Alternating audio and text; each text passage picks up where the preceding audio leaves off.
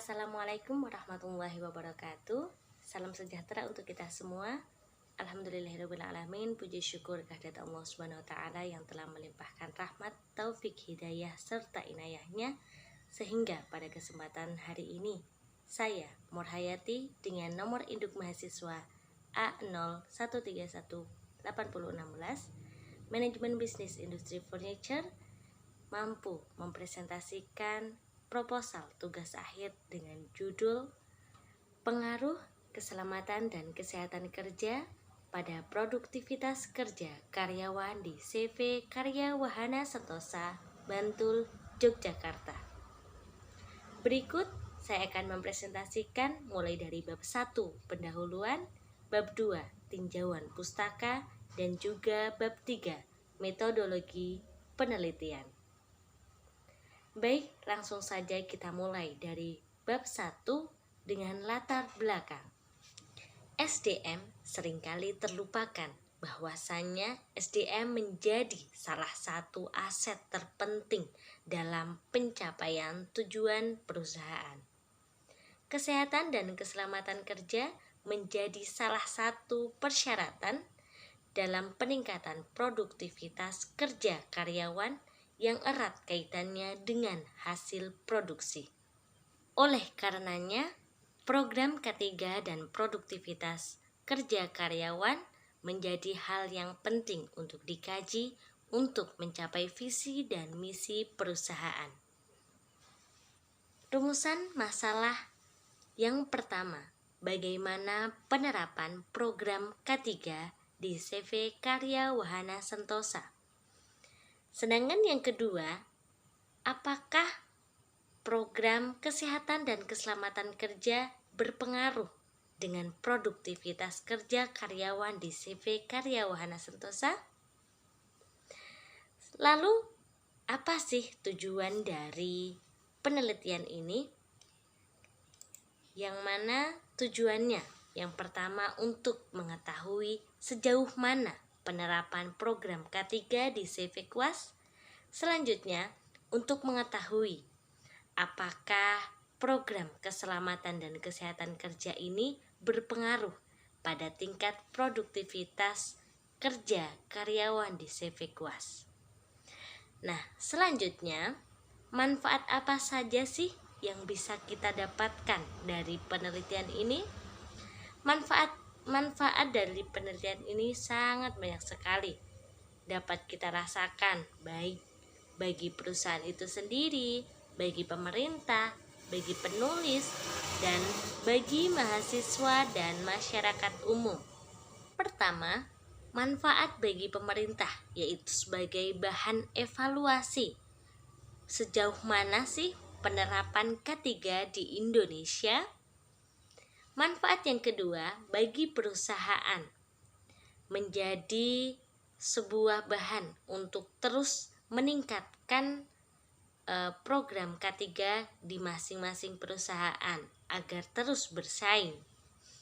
Yang ketiga, manfaat bagi penulis sebagai salah satu cara penerapan dari ilmu yang telah didapatkan selama masa perkuliahan.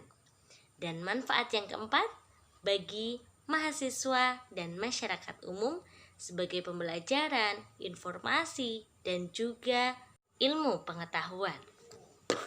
Selanjutnya, bab 2, tinjauan pustaka. Pengertian K3 menurut Mangkunegara Selanjutnya, bab 2, tinjauan pustaka.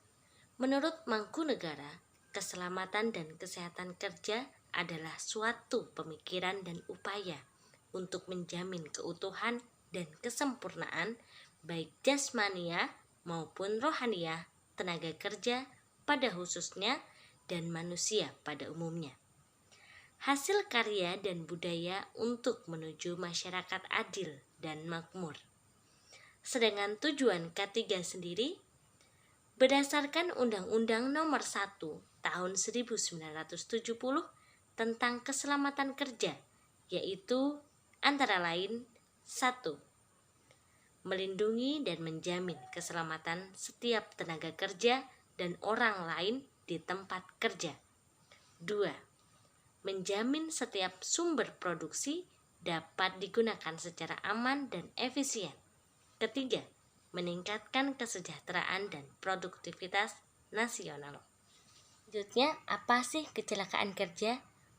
Kecelakaan kerja menurut Peraturan Menteri Tenaga Kerja Nomor 3 Tahun 1998 menyatakan bahwa kecelakaan kerja adalah suatu kejadian yang tidak dikehendaki dan tidak diduga semula yang dapat menimbulkan korban manusia dan atau harta benda.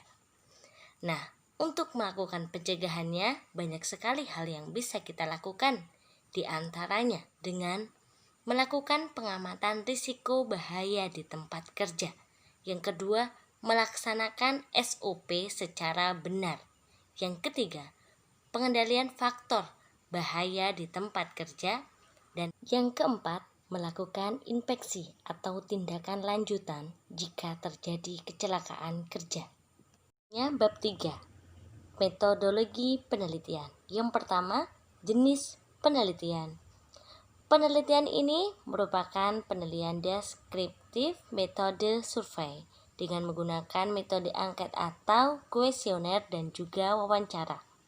Lokasi penelitian berada di CV Karya Wahana Sentosa, Jalan Imogiri Barat, kilometer 17, Bantul. Data dan juga jenis data kita ambil dari data primer dan juga data sekunder, yang mana kita tahu bahwasanya data primer adalah data yang bisa kami peroleh secara langsung.